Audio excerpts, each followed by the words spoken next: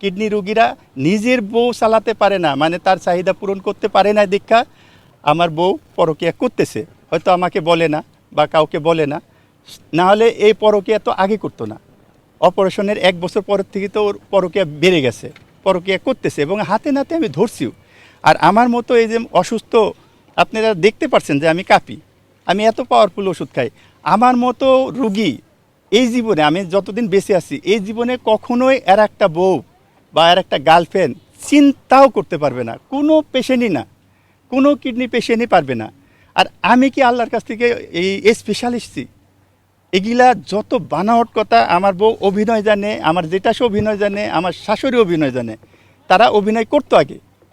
এরা অভিনয় করে মানুষের কাছে কত রকম মিথ্যা কথা। আমার বাড়ির কথা শোনেন, আমার বাড়ি বর্তমানে, বাড়িটা তো আমার, তাকে আমি দোতলাটা দান করছি, এটা বলেছি, কিন্তু ও বল হ্যাঁ, কিডনির বিনিময়ে আমি দান করছি, তাকে দান লেখা আছে। তো বলা হচ্ছে আমি বাড়ি থেকে নাকি বের করে দিছি তাকে। আমি তারপরে গুম হয়ে আছি, গুম নাকি যেন শব্দটা বলে আমার মনে নাই, মানে আমি হারিয়ে আছি, অন্য বইয়ের কাছে আছি। ওরা 40 দিন খাটাইলো আমাকে জেল, তারপরে আমি 1 মাস 2 দিন হচ্ছে মেডিকেলে। আর এর ভিতরে আমি অন্য বইয়ের কাছে কোন সময় গেলাম, অন্য বইয়ের কাছে কিভাবে আসি। আর আমার বাড়িতে যান, প্রতিটা ভাড়াটাকে জিজ্ঞেস করবেন যে 3 মাসের, এই মাসের ভাড়া সহ 3 মাসের ভাড়াটা কে নিছে।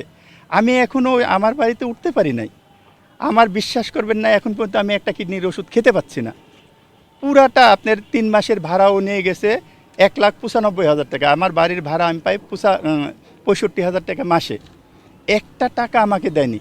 ও উঠিয়ে নিয়ে গুলশানে যায় নাচানাচি করে, এই যে এইসব ভিডিও করে, সিনেমা দেখে। আমি শুনলাম আর কি, আমি ওর ভিডিও দেখি না।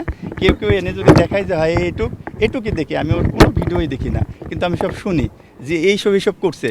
মানে ডাকাতি মিথ্যা কথা যারে বলে, যে আমার বাড়িতে যান, আমার এলাকায় যান, সবাইকে জিজ্ঞেস করেন তার ফ্যামিলি, তারা 3 জনা, ওদের অন্য কারো কথা বলছি না, তারা 3 জন কেমন, আমি কেমন, প্রত্যেকটা লোককে জিজ্ঞেস করবেন প্লিজ।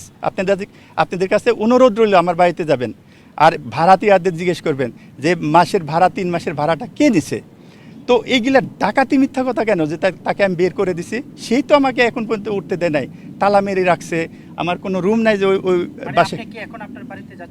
এখনও যাইনি, কারণ রুম নাই, আমি থাকবো কোথায়, ও তো তালা মেরে গেছে। আমি যখন অ্যারেস্ট হয়েছি তখন তো আমার এই বাসার থেকে তো অ্যারেস্ট হয়েছি, আমার চশমার থেকে শুরু করে জামা কাপড় সব তো এখানে। এখন পর্যন্ত তো আমার এই বাড়িতে উঠতে পারে নাই। এখন ও যদি আমার ওই বাড়িতে না উঠতে দেয়, যেহেতু দোতলাটায় থাকতাম আমরা, দোতলাটা ওর, না উঠতে দিক, কিন্তু আমার অন্য রুমেও যদি আমি থাকতে পারি তাও ভালো, যে অন্য রুম খালি নাই, যদি খালি হয় উঠি। তারপরে আমার মা বলছে বাবা তুই যাস না, ওরা তোকে মেরে ফেলবে। একবার মারার জন্য চেষ্টা করছে, এবারও মেরে ফেলবে, কারণ ওদের অনেক পাওয়ার। এই জন্য আমি সবার কাছে অনুরোধ করছি যে প্লিজ আমাকে হেল্প করবে। আমরা দুজন দুপুরবেলা খাওয়া দাওয়া করতাম, আমি আর টুনি। আমি ওষুধ নিতে বেরোতাম 4:30, 4টা, 5টা, ঠিক এই 5টার ভিতরে আমি বেরোতাম ওষুধ নিতে শ্যামলীতে। আমার বাসার থেকে, কলমা থেকে বেরিয়ে শ্যামলীতে আসতে 1.5 থেকে 2 ঘন্টা লাগে। ঠিক আমি ওষুধটা নিয়ে আবার বাসায় ব্যাক করতাম 8টা, 7:30, 9টার ভিতরে আমি বাসায় ব্যাক করতাম।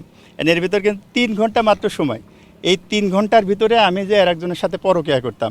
এটা সে বড় কথা, আমি একজন কিডনি পেশেন্ট, আমি পাওয়ারফুল ওষুধ খাই। আর যদি কেউ কোনো কিডনি কোনো রুগী যদি কারোর সাথে পরকীয়া বা এর একটা বউ চালাইতে পারে, মানে আপনাদের কি বলবো, যে কখনো এটা সম্ভব না।